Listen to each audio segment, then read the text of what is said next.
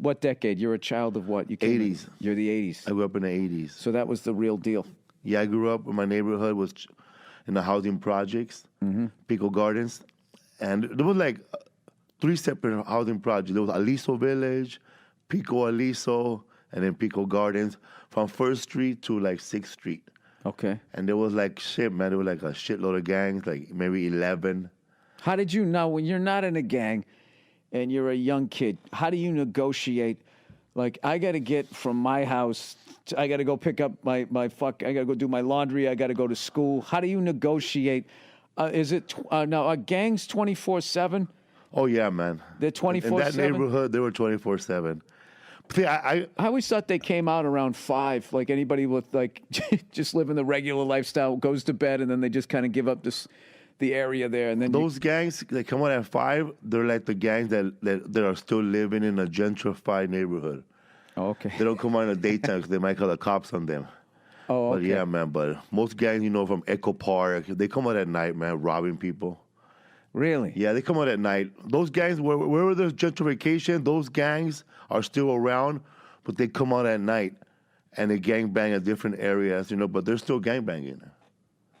They don't forget. How old were you the first time you got mugged? I got mugged the first time when I was like 18 years old. My friend Coco. That's pretty good, man. Yeah, I got mugged 18. Downtown Crossing when I was like in 8th grade. I was selling crack on my first day. Within 1 hour, I got robbed. Somebody put a knife behind my back, another knife in front of me, and they took all my crack away.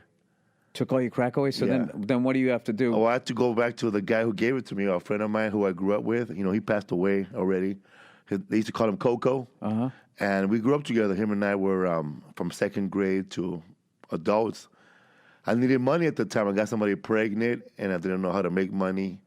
So I asked him for a job in the criminal business. Hey, man, I had no money. How does that go down? You're probably trying to avoid it. It's like, I don't want to sell drugs, but I kind of have to now. I got a kid coming. So help me. So he gave me like $100 of crack, 100. He told me, just bring me back 100, then I give you more to sell. So as soon as I got out, they didn't know who I was in that neighborhood. They just came around me and they took all my stuff. They didn't hurt me or anything. I was begging for can I keep my ID? And they gave my ID. Oh, they did. How scared were you? I was scared, man. I thought they were going to kill me right there. I felt like I was young. I was really scared. But I was calm, I wasn't like, Right. Just take it, man. Just take it. Leave me alone. I just walked out of it. Take it. I didn't fight them or nothing because I know they would have killed me or stabbed me or worse. So I went back to my friend Coco, and I told him what happened. And I thought, he was going to be okay, man. It's all right. It's your first day. It happens. No, man. Man, that night escalated. Like, it took he gave me the crack at around midnight. I got robbed around 1:30. At 2:30 in the morning, I'm back at his house. What? Who robbed you, cuz? So what happened? He gave me a gun. He gave me a pistol. Christ. And he got himself a pistol, and he put a blue handkerchief on his head, and he put a black beanie on, and we both went looking for those guys. And you must have been praying to God, like, I don't want to murder somebody the first time. Oh, hell yeah, man. I was praying, please don't find those guys. Wow. Because right there, I was like, I would have probably done anything he would have told me. I was vulnerable. I was weak.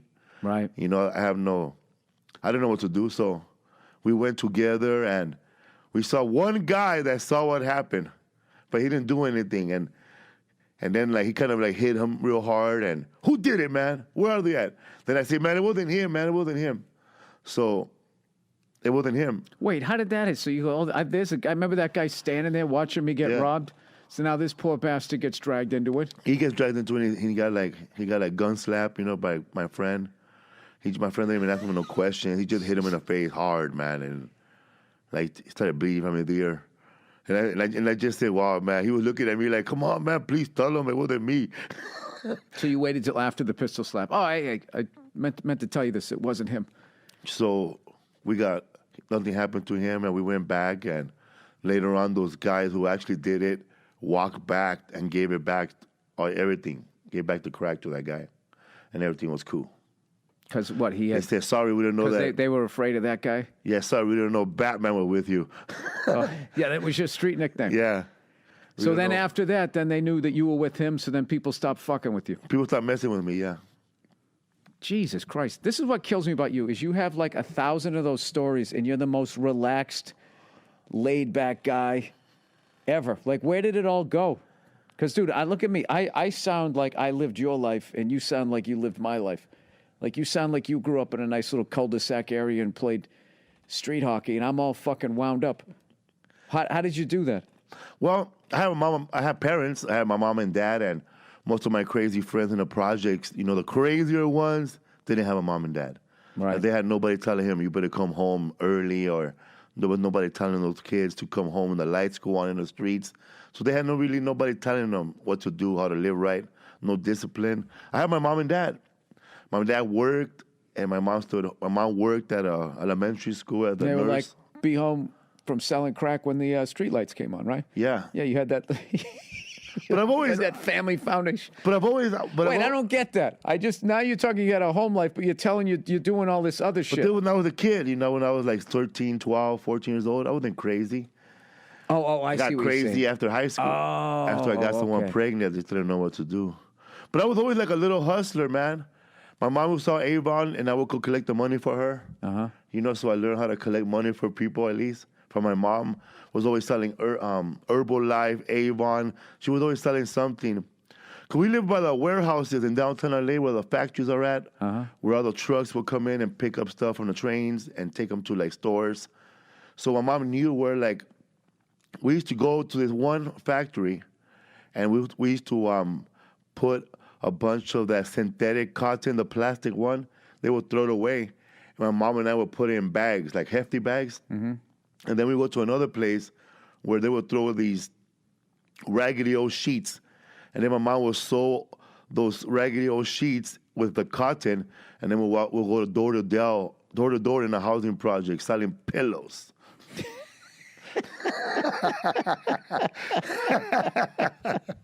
So you guys were a real green family, man. You were there recycling. That's wonderful. Everything we sold, we found in the trash. And we sold it we sold pillows. I used to, when I was like 14, I used to walk to downtown What would LA. you do with pallets? Would you build a little house and then sell that? No, man, that's too much work.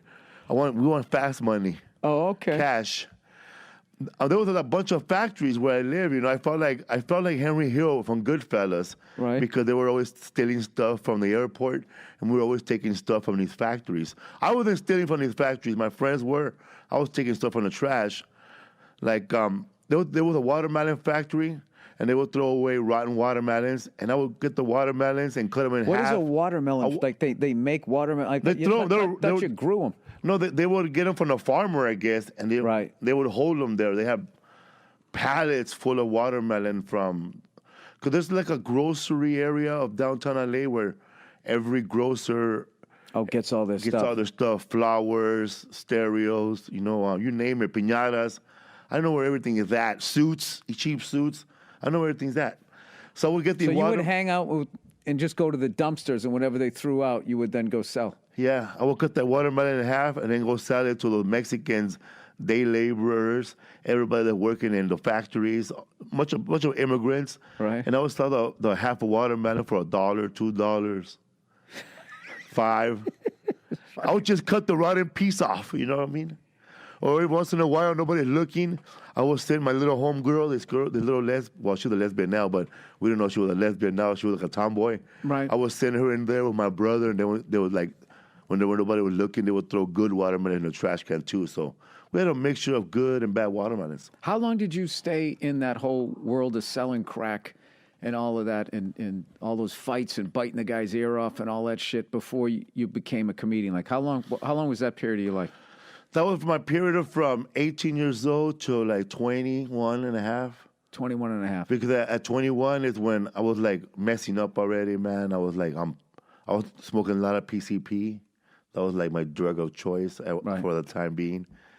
And man, I used to get all crazy. What is PCP? PCP is like, I think it's elephant tranquilizer. That's what the that people is? tell me. I used to always hear that growing up. PCP, angel dust, and all that. And Yeah, angel dust is like a crystallized PCP. You could put it in a cigarette. But PCP, in my neighborhood, we were at the PCP capital of Los Angeles. Like in my neighborhood, they sold gallons of it. People had they would have sparkless water full of PCP. So everybody had